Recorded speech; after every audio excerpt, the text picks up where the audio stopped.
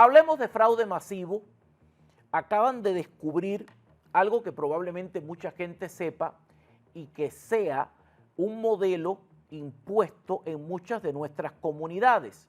Se trata de un fraude masivo con tarjetas de alimentos, conocidas popularmente como FUSTAN, utilizadas con el financiamiento federal de los Estados Unidos y canalizadas a través de organizaciones benéficas.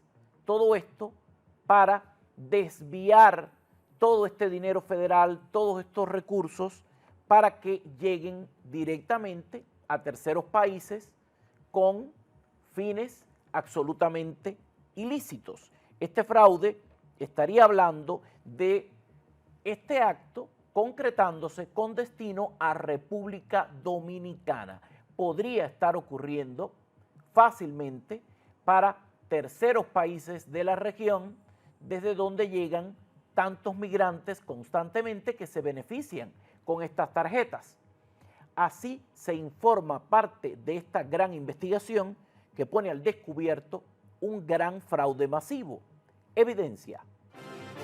Now we're in one of many stores in the Dominican Republic that are stocked with food, paid for in the United States with food stamps, sent here on a boat in a blue barrel, put in these little bodega stores, sold here, and it's all being paid for by you, the American taxpayer. These are 50-pound bags of rice that are going to get shipped back to Santo Domingo. I'm seeing these big giant refrigerator boxes in 55-gallon barrel drums being filled up with food. There's just so much fraud going on in this one city. Yeah. It's not even funny. Food stamps were created to help low-income American households put groceries on the table at home. The program cost American taxpayers over $100 billion in 2025 alone. But in cities like Lawrence, Massachusetts, a chunk of that money isn't feeding Americans at all. Food bought with your tax dollars at local markets that accept EBT, along with groceries picked up for free from food bank lines, gets loaded into barrels, driven to shipping companies, and sent overseas to the Dominican Republic, where it gets sold for profit in local markets. SNAP rules require that food stay in the household that bought it, but this fraud has been going on for years, and nobody seems to be talking about it.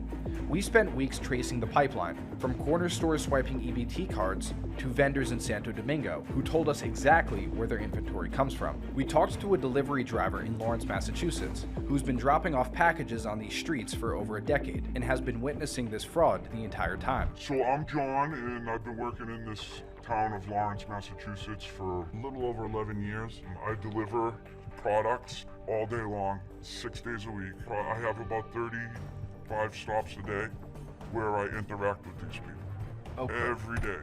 And when you say these people, we're talking Dominicans specifically. Oh yeah, absolutely, yeah, Dominican people. Yeah. I've been witnessing the Dominican residents going to food bank lines and collecting non-perishable goods and then packing it in barrels and in boxes, and then they ship it back to the Dominican Republic. So how do you know for sure that the people are buying this food that they're shipping back with the food stamps or, you know, whatever other government assistance? Some of them have openly told me and my wife that that's what they're doing. And then the other way is the math. The bag of rice that they buy here costs $30 for the 50-pound bag of rice, okay? That same bag of rice in the Dominican Republic costs $35. The only way you could justify that is if you got the rice for free.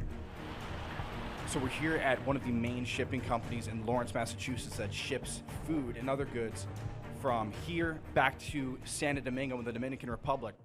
Este programa costó 100.000 millones solo en el año 2025. Ahí tienen todo el modus operandi.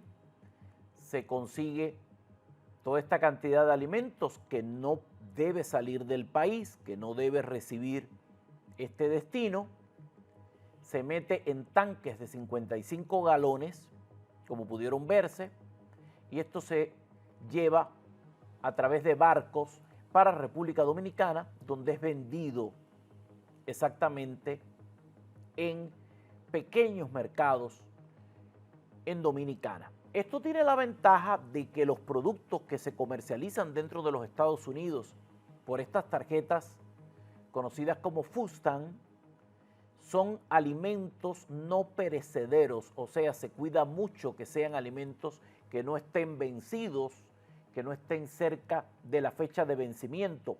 Esta es una ventaja para quienes lo exportan, para quienes lo mandan a República Dominicana para hacer este tipo de negocios. Hay toda una red dedicada a estos menesteres. Seguramente la continuidad de esta investigación va a arrojar la identidad de otros muchos actores en medio de este fraude masivo con las tarjetas de alimentos en los Estados Unidos.